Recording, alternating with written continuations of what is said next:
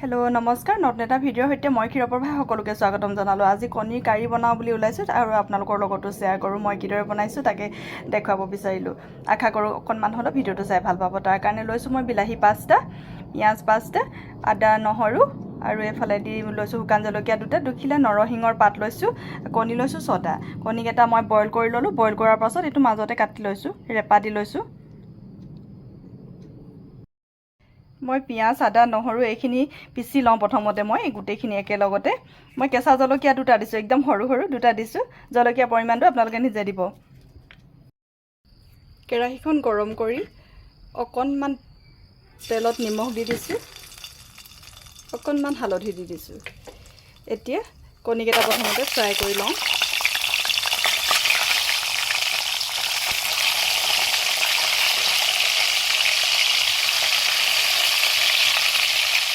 ৰঙচুৱা কৰি লওঁ প্ৰথমতে।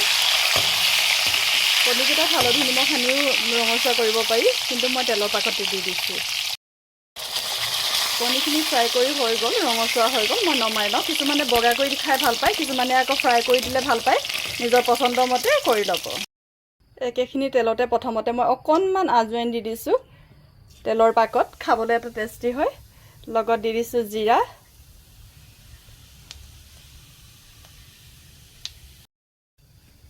নৰসিংহৰ পাত,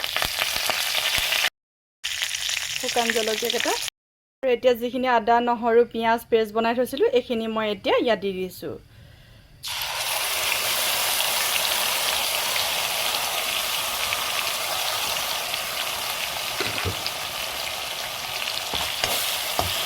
ভালদৰে এইখিনি ভাজিব লাগিব, ইয়াৰ কেঁচা গোন্ধটো আঁতৰি যোৱালৈকে।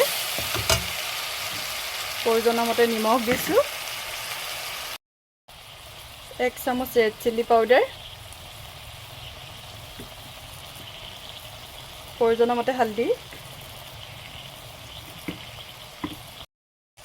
গৰম মছলা 1 চামুচ।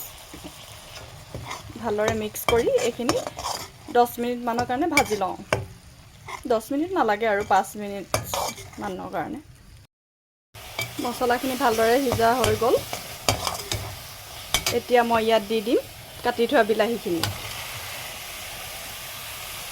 বিলাহীখিনি গলিবলৈ দিম ভালদৰে। তাৰপাছত কণীখিনি দি দিম। এতিয়া মই অকণমান গৰম পানী দি দিছোঁ, গৰম পানী ব্যৱহাৰ কৰিব। বেছি দিয়া নাই, প্ৰথমতে অকণমান দি বিলাহীখিনি গলিবলৈ দিছোঁ।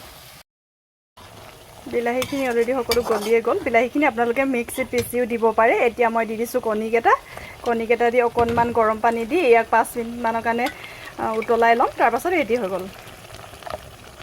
বেছি পানী নিদিওঁ, অকণমান দিছোঁ। ভালদৰে এইখিনি কৰি উতলাই লওঁ।